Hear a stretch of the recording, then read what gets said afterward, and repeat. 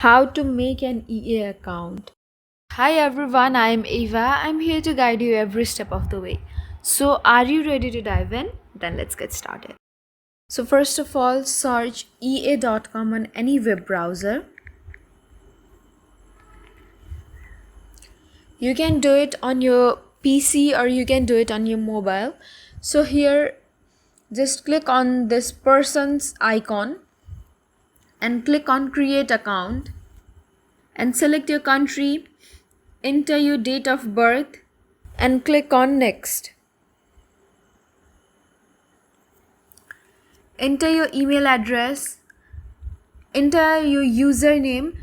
Your EA ID means your username. Whatever you enter will be your username on EA. Enter a password and press on next. Click right on the third option. The upper two are optional. So press on create account and enter the verification code that will be sent on your email ID. So I entered my verification code and you'll get this, and simply press on finish, and there you have successfully created a new EA account. So yeah, that's it for this video. If you liked this video, then please hit that like button and subscribe for more.